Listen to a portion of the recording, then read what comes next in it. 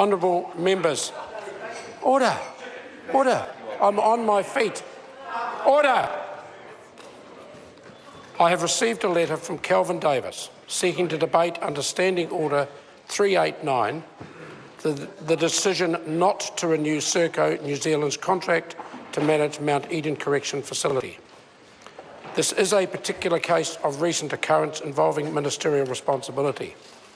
I acknowledge that the decision not to renew the contract is made by the Chief Executive of the Department of Corrections. However, he is not answerable to this House. The Minister of Corrections is. It is absolutely critical that the public has confidence in our correction system. The decision not to renew Serco's contract is a significant development. Given that it has been announced on the final sitting day of the year, there will be no reasonably foreseeable opportunity to debate the issue. I accept that the matter requires the urgent attention of the House. I therefore call on Kelvin Davis to move that the House take note of an urgent matter of public importance. Point of order.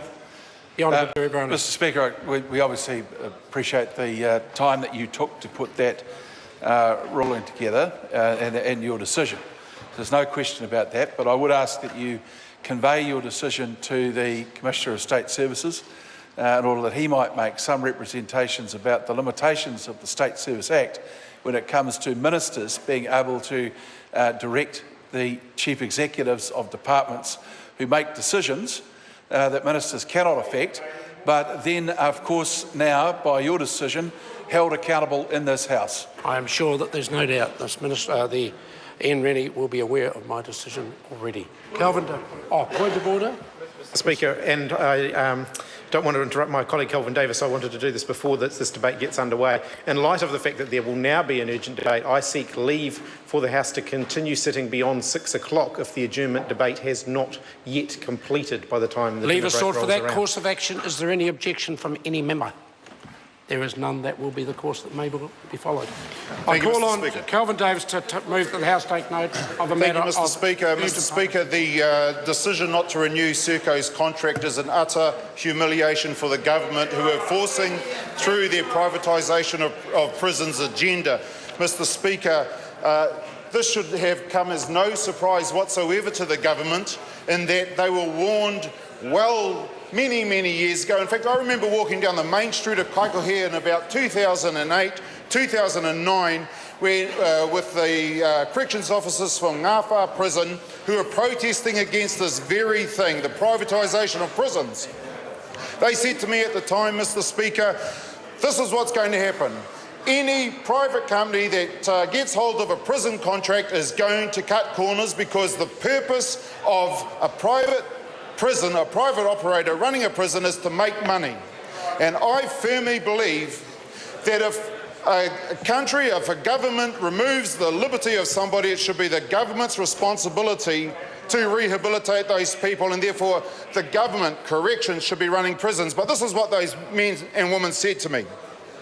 They said there are going to be staff cuts, because that's the first way that a private company makes any money, is by cutting the numbers of staff. And when they cut the numbers of staff in a prison, that means there are fewer staff to look over the prisoners, and that is exactly what happened in Mount Eden. That is the very reason we've seen all the problems in Mount Eden from the very outset. Let me tell you a story. A prison guard from Serco Mount Eden rang me anonymously when all this broke. This was after the fight clubs and everything came out. He rang me and he said, "Kelvin, thank you very much for raising awareness of what you're doing. I am a Serco prison guard." He wouldn't give me his name. His number didn't show up on my phone. He said, the reason all of these things are happening is because of the lack of staff numbers. I said, how do you get all this contraband? How do the prisoners get all this contraband into the prisons? He said, quite simply, the guards bring it in. I said, well, how can that be? Because they need to, people, when they visit the prison, need to walk through the X-ray machine to check for contraband. He said, well, that's fine. Visitors members of the public, family members, when they come into the prison, sure, we have staff there to watch them, to make sure that we're checking that they don't bring contraband in, such as cell phones and cigarettes and tobacco and all sorts, such as weapons. He said, but because there are so few people, we do not have the numbers to watch the staff members coming in. So that is how all the contraband gets into the prisons, because of the low staff numbers. So I said to them, well, what's in it? I said to this guy, what's in it for a staff member to bring in contraband into a prison? What's he or she going to get out of it? I said, why would they want to bring in a packet of cigarettes? He said, Calvin, because a packet of cigarettes, a 20 pack of cigarettes, is worth $1,000 on the inside.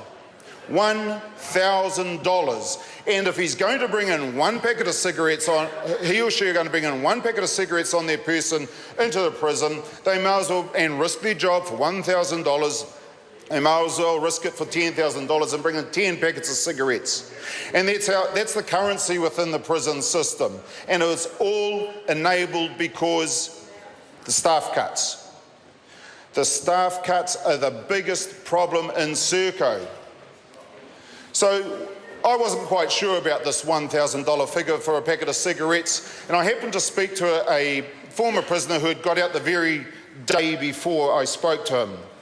And I asked him, I said, look, I've heard an outrageous figure, the value of a packet of cigarettes. In your mind, as far as you know, what is the value of tobacco in prison? He said, well, for a 50-gram packet of tobacco, that's worth $800.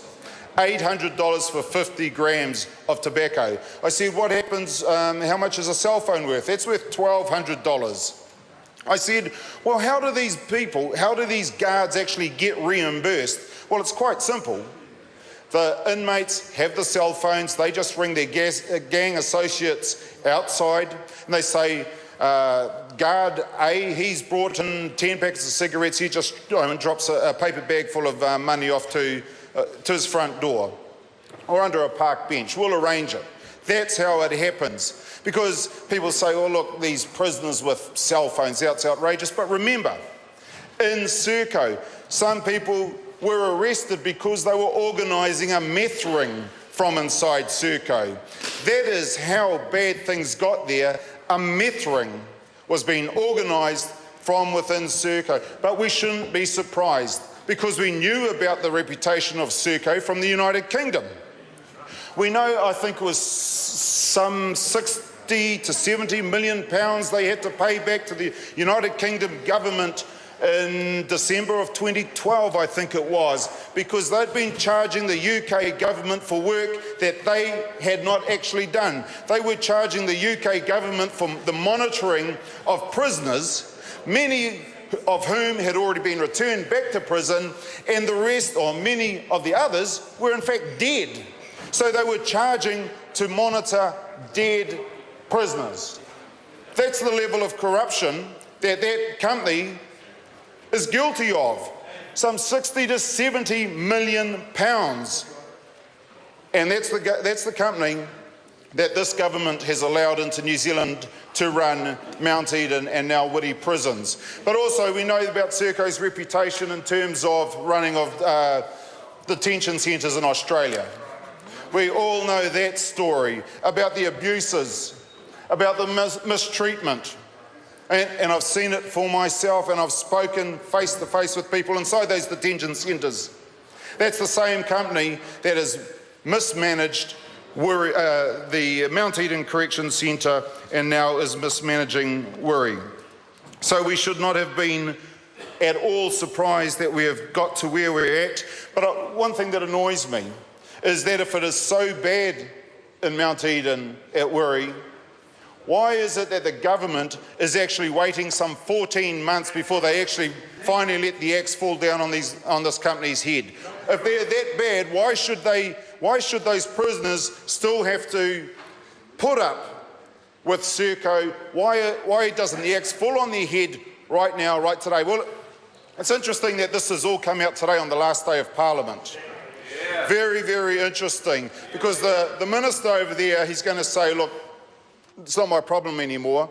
The incoming minister is going to say, well, not on my watch, but actually it was on her watch, I have to say, because Judith Collins was the minister back in the day in 2009 who actually let the contract out for Serco to run Mount Eden Prison. She's the one, so she has to be brought in to sort the mess out that she started, that she created. It's her problem. I feel sorry for Minister Lotuenga. He was given a sentence of hard labour. He was given a sentence of hard labour. He was given the ministerial equivalent of breaking rocks with his forehead. But he could not do anything whatsoever to fix the train wreck that was always going to happen, that was Serco. Back in June, I think it was, 24th of June, I said to the minister, look, I've heard these stories. This was at Select Committee. I've heard these stories about mistreatment, about the people being thrown off balconies. I've heard all that. His reply to me, well, that was, you're hearing baseless misrepresentations. Baseless misrepresentations within 1 month. Within 1 month, we had the fight clubs coming out on video. It seems like nobody will believe anything a prisoner says until there's photographic evidence. It's almost like someone who's been thrown off a balcony has to take a selfie of themselves before they hit the ground, before anyone will be believed. We have to actually be grateful to Serco for their lack of staffing, because their lack of staffing meant that prisoners could get those cell phones in there, and those cell phones are ultimately what brought Serco down. They actually shot themselves in the foot. Because, look, the thing is, those walls that stop prisoners from escaping from prison actually stop scrutiny from going in, and the only scrutiny we could get, the only way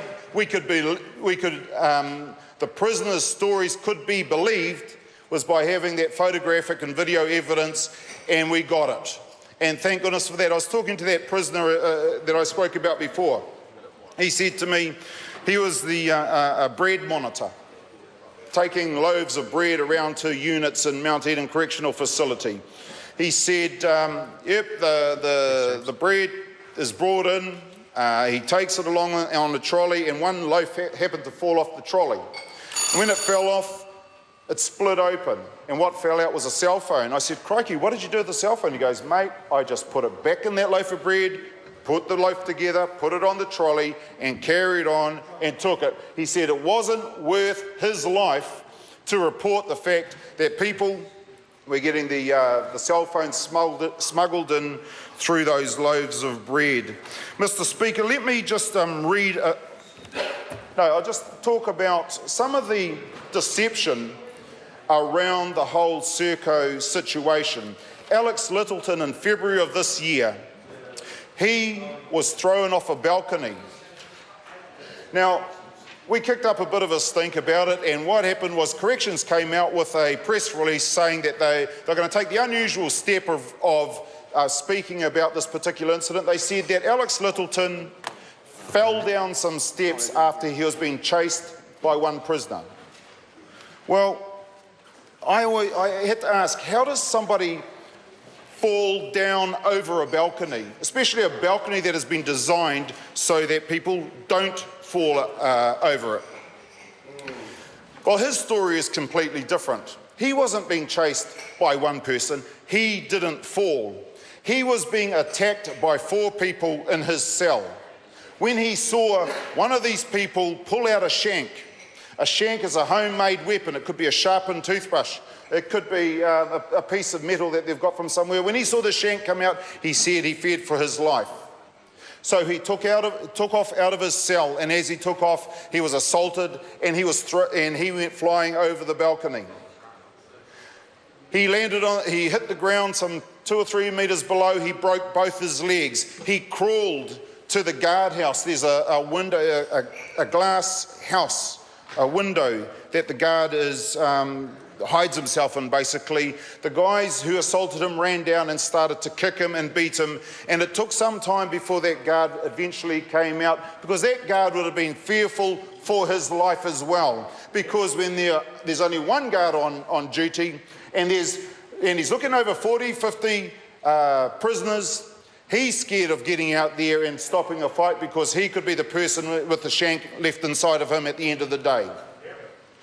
But what annoys me and amazes me is the difference in the stories. The prisoner says 4 guys attacked him, had a shank, threw him over the balcony. Corrections and Serco saying, no, he was chased by one guy and he fell down some steps. And I ask, where's the CCTV footage? Because here's an incident where the CCTV footage could actually clear up whose story was right. But there's no CCTV footage, despite there have been hundreds of CCTVs in a prison. Who's hiding what? It's outrageous to say that there's no CCTV footage. I just want to finish, Mr. Speaker, with another story. This is from a father who visited his son. He said he had to sit with his son today looking at a guy at the next table with his arm in one of those metal frames with the pins into the bones above and below the elbow joint. The psycho guy that he had spoken to his lawyer about on the earlier Tuesday literally twisted his elbow joint, quote, till all the tendons popped because he would not do as he was told and fight another inmate in an in-house game called Contender, which we now know as fight clubs. This same guy has thrown 2 other inmates off an upper floor landing to the concrete below. This email, Mr. Speaker, was dated the 12th of September 2014, long before I became the spokesperson for corrections, long before I said to the Minister in Select Committee in June of this year that people will be thrown off balconies. The dropping and the throwing people off balconies has been happening for quite some time and nobody has done anything about it whatsoever. We shouldn't be surprised because we know that this is the track record of Serco. We know that they had this similar poor reputation in the United Kingdom. We know that they've got the poor reputation in Australia. We know now that they're hopeless here in New Zealand. Just because there's 10 kilometres separating Mount Eden from Woody, it doesn't mean to say that the problems at Mount Eden aren't just going to transfer themselves over to Woody. I'm already hearing stories about things that are going wrong at Woody, Mr. Speaker. This privatisation agenda of prisons has been an utter, absolute shambles, a fiasco and an embarrassment to the government. I call